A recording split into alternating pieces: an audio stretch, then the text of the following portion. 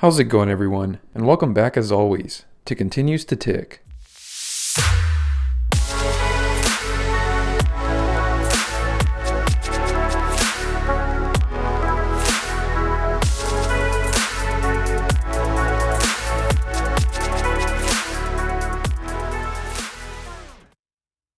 So here we find ourselves, with time continuing to tick, now in the third week of 2022. And quite crazy to imagine that we are now more than halfway through the first month of the new year. And if it wasn't still for having my Christmas tree up, I'd still be like, man, the holidays are so far behind us now. And I know what you may be thinking, but come on, am I really the only one with our Christmas tree still up? Maybe. Well, I guess Christmas just goes a long way in this household, but it was enjoyed. Maybe next weekend for sure this time. We'll say bye-bye to the holidays. But one word to this all is fast. Time moves quickly, especially as we get older. It's one of the constants that my dad would always say to me when I was younger. Now, don't get me wrong, I'm still pretty young at 26, but he's now 67.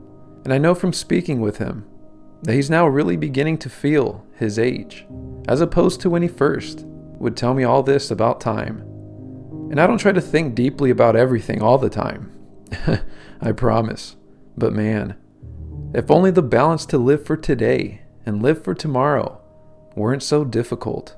It almost makes me believe that in one way, shape, or form, as we age, we are always going to be forced to make sacrifices with our time. As a child, our world seems so limitless, but not as we age, as the reality of the opposite of that begins to set in slowly, especially given the context that time is finite as we know it. And although we are capable of accomplishing a lot in our lifetimes, we really can't accomplish everything we wish to, can we? Well, I asked you guys, and it appears the consensus is that sacrifices do need to be made in order to make significant progress in life, in our goals, and what we want our accomplishments to be. And the term progress can be quite vague, but it's really up to each and every one of us to really define this part for ourselves. Some will always be happy with less, and vice versa. But now, given also the context that we likely do have to make sacrifices in order to obtain what we want, how then should we split up our time? The balance of the two, living for today while also simultaneously living for tomorrow, is a tough one. And the question remains in my mind, can this be done in perfect balance? Or at least close?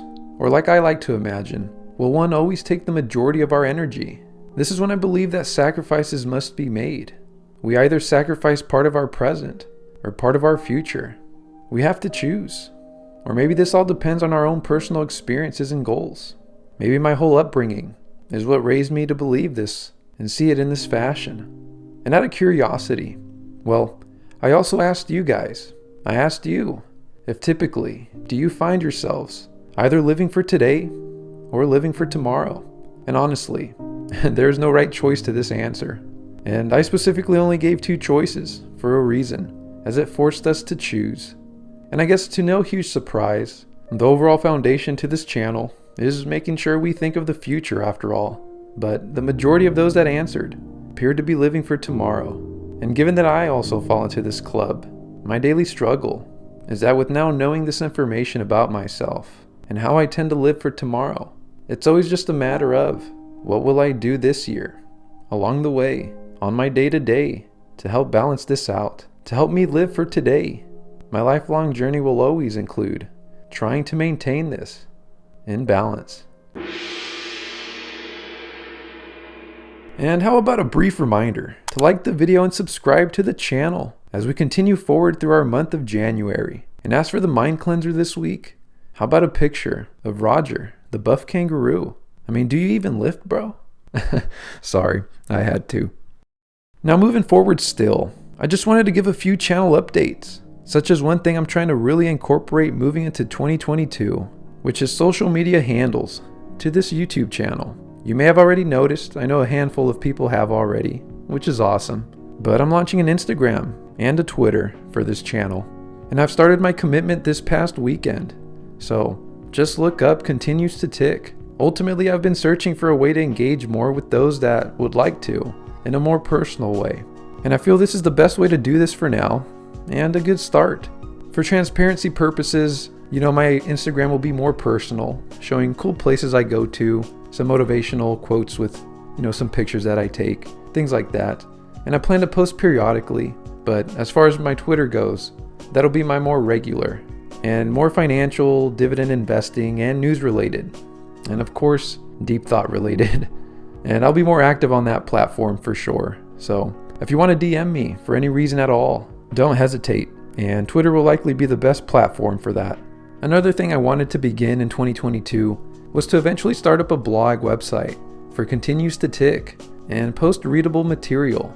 However, this will have to remain on the back burner, as it's unfortunately just one of the sacrifices I'll have to make going into grad school. Which brings me to the next update, which is on February 1st. I'll be starting a Master's of Nursing program. It's online and flexible, but a big life move, of course. I don't expect much to change for this channel, and I'm doing this because I hope to position myself for a promotion in about 2 to 4 years that will provide a noticeable pay increase, but most importantly, also allow me to work from home, which I hope will in turn give me more time, freedom, and flexibility for a better quality of life. All this to say, look out for my social media handles. I'm going to try to keep these active, and like I said, I don't expect anything to change with my weekly uploads to this channel. It'll be work, but doing these videos and running this YouTube channel is my happy place. And now to wrap up this week's video, here we are in the Jesse's cash flow portfolio. Currently on the all-time charts, we sit with the total return of 42.45%, which equates to a total gain, as we zoom in here, of $8,086.76. And if you take a closer look here, you can see for market gain alone, we're at $7,102.32, and from earned dividends, we're inching closer to the all-time earned dividends mark of $1,000. Not quite there yet, but we're close. Currently sitting at $984.44. And just to take a look at last week's performance here, it was relatively flat, but a little taste of the negative, a little bit of the Red Sea. We had a negative return of 0.29%, which equated to a negative loss of the portfolio of $137.48. And as we zoom out here and just take a look down below, it's half and half. Just for perspective, the best gainer last week, or the best sector in my portfolio, looks like it was communications at 1.58%. And the biggest hit appears to be my consumer discretionary, which if you didn't know, or if you do know, it's my McDonald's. And then going into the activities section for this last week and taking a look at our dividend payouts. Here we are starting on January 10th, getting paid $7.20 by Philip Morris. And then on the next day, January 11th, getting paid by Omnicom Group, $5.01. And on January 12th, we had our $500 deposit. And on the same day, we funneled that into the portfolio, which included a snowball action here of $21.46. So pretty good sized snowball. And that's becoming a lot more consistent as we're making our way through with time on this dividend portfolio. And then 2 days later on January 14th, we had quite a bit of dividend payouts. We had one from American Tower Core of $5.55. We had another one of Digital Realty Trust, $7.56. We got a couple REITs here, one from Essex Property Trust of $6.47, and of $5.29. And we also got paid by Medtronic, $5.56. So quite a bit of dividend payouts here, and definitely a lot more than 8 cents, which I always go back and reflect on, which was my very first dividend payout of this portfolio by Apple of 8 pennies back in the day. And it's funny how we could say that, back in the day, as it'll be this year when we hit the 2-year mark for this portfolio. And although we're not quite there yet, it'll come with time, and that'll happen in July of this year. So that's a pretty good milestone. And as we inch closer and closer to the $50,000 mark, that'll also be a pretty good milestone to hit, and I'm looking forward to it when the time comes for that as well, as that's a pretty big one to hit the 50K mark.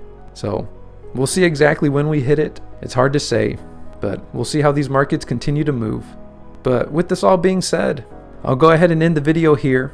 We made it through 7 days, And as always, I hope we continue to make it each and every single week through 7 days and then 7 days and 7 days more. And as always, I'll be here at the same time. And as always, take care.